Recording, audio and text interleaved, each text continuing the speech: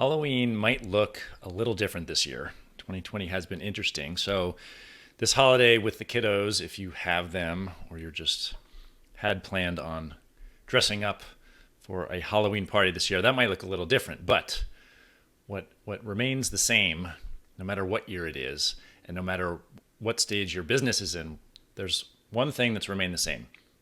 And that is there's one thing that scares each and every design firm owner. What is it? Stay tuned.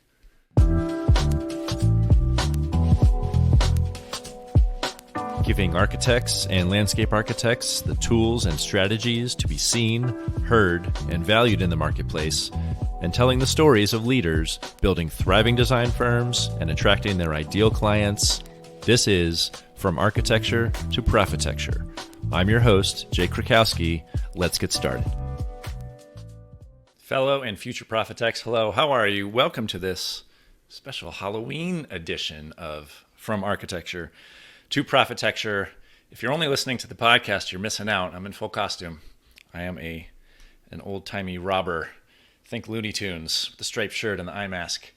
There's your picture painted for you. But today we're talking about the scariest thing to do as a design firm owner. And there's only one, if you can believe it. I've narrowed this down so that you can identify it and you can stop it in its tracks, so to speak. There's only one thing that scares all design firm owners. Now, what could that be? Is it hiring? Is it bringing on new staff, whether that's on a contract basis or permanent, part-time, full-time? Is it the hiring process that scares you most? Is it the firing process, having to let somebody go that's not performing up to par, up to your standards, is not getting the job done? Is that an uncomfortable conversation or discussion for you? How about moving into a new office space or expanding your office space? Is that a scary thing for you? Taking on more expenses, more responsibility, a greater relationship with your existing landlord, or perhaps starting a new one. What about taking on a new project type? Does that give you a little anxiety? Something that you've never done before, but you've maybe always wanted to do. Is that scary for you? Or bringing in and writing up a proposal for the largest project you've ever done. Do you have anxiety about, gosh, how am I gonna meet all these deadlines? How am I gonna get this done? Do I need to bring in staff? Is that something that scares you? Or what about a new service offering? Maybe you're venturing into the online space. You are coaching other design firm owners. You're offering an online course. You're offering productized products or services.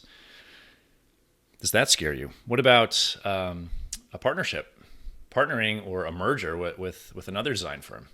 Does that scare you? Does letting go of that control that you've had for however long, is that something that gives you anxiety? Or how about marketing? How about online marketing? Does that give you a little anxiety? Maybe it isn't going on video online or live streaming here, telling your story, showing your face, not just explaining your project process or showing your portfolio. Does putting your face on camera give you anxiety? Well, here's the spoiler alert. There is just one thing that they all have in common. That's right, one thing that scares each and every design firm owner just the same, and that is, no matter which of those items that we just talked about, it's moving out of your comfort zone. Moving out of your comfort zone is the scariest thing that you can do as a business owner, probably as a human being too, but certainly as a business owner, whether that's taking on more financial risk or taking on more responsibility or having more staff, more mouths to feed, so to speak, they all involve you stepping out of your comfort zone. And that's often the mark between a business that survives and a business that thrives and a business that closes up shop. But I want to talk about one thing I heard this morning, hearing an audio clip from David Goggins, who's a real inspirational figure. And he has his 20-80 rule, not the 80-20 rule. We're all familiar with the Pareto principle, the 20-80 rule. Most of us, especially in business, we only give about 20%. And I know that might be a little shocking to hear. And you say, what are you kidding me? Well, we're so we're so used to, especially if you've gone out on your own, we're so used to the work. We know how to design with our eyes closed. We know how to draft with our eyes closed. And if you've been in business for a while, we know how to handle profit loss statements and expenses and hiring and firing.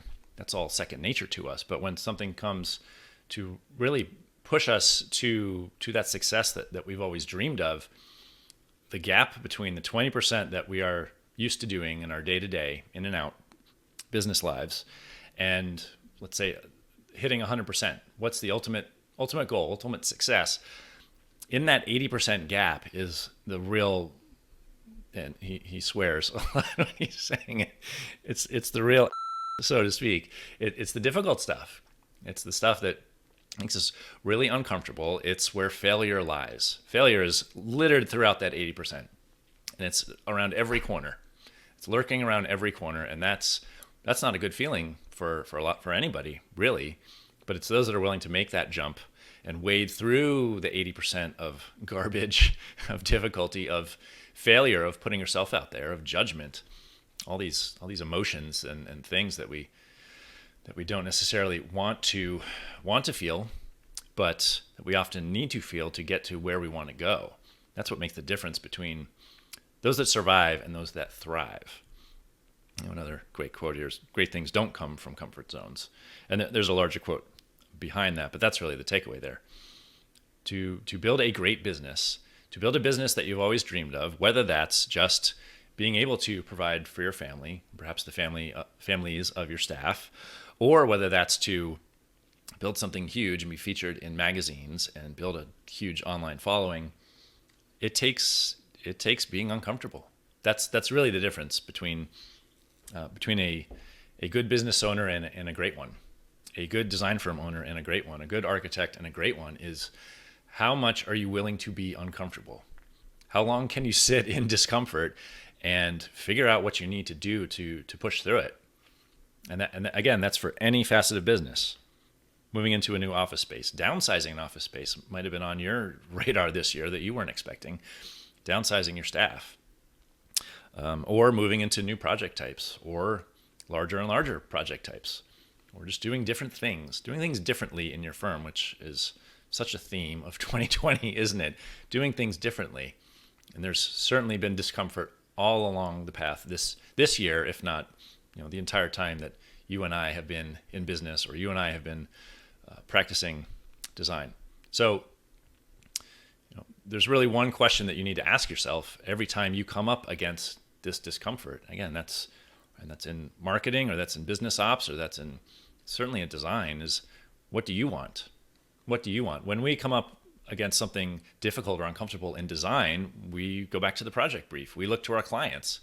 We have the skills and the tools to ask them what they want. Well, we're building businesses now, and we need to every now and then stop and ask ourselves, what do we want? What do we really want out of this? Is this just a paycheck because we know how to do this?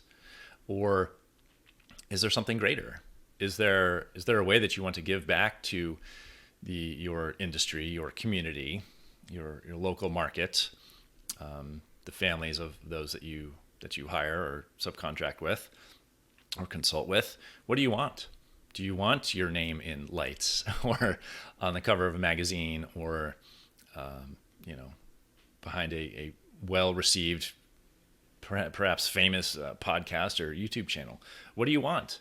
And that's the answer to that question is usually very, very easy, very quick, even if we don't want to admit it half the time. And it usually points us in the right direction. And it's usually in the direction of the thing that is most difficult and the thing that we don't want to face. But when you do that, and what's revealed, and I'm doing this because I'm overheating, what's revealed is the true you. I don't normally wear the striped shirt. No. What's revealed is the true you, and that's really the mark that's going to that's what's going to set you apart and make yourself unique. You don't need to jump through 600 hoops to make yourself stand out in the marketplace or in your industry. You need to be yourself. You need to be yourself and come out from behind the brand and the logo and the portfolio.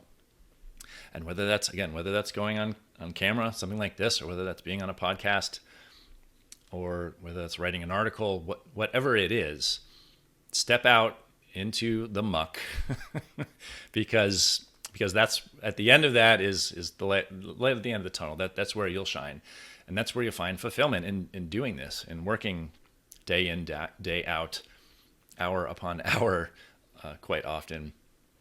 That's the real point here, is to identify what you want, and it makes all of it kind of worthwhile. So, well, the scariest thing might be to step out of your comfort zone. It's pushing through that can get you to what you really want. Exactly. I agree. You have to be authentic to yourself, and the rest usually follows. It absolutely does. Appreciate that. Decided to jazz it up for this Halloween edition. Again, if you're just listening to the podcast, you're missing this stuff. I may have to start doing costumes more often. But hey, I appreciate you tuning in this week. Have a happy and safe Halloween, and those in, like I said, the Northeast U.S. now, but hopefully those in the Southeast, specifically the New Orleans area. Hurricane Zeta just blew through here last night. We lost power a few times. I hope everyone is safe and sound with that, and you make smart and safe choices on Halloween. It's going to be pretty subdued here in South Carolina. But hope you're all doing well, and go ahead and make it a great week. Don't be afraid to dress up, but be yourself also. Go ahead and make it a great week, because our success is inevitable. Take care. Thank you so much for tuning in. Don't forget to hit subscribe so you stay up to date with future episodes. Connect with me on Facebook, Instagram, or LinkedIn at Jake Krakowski. And for show notes and much more, visit prophetecturebydesign.com/podcast.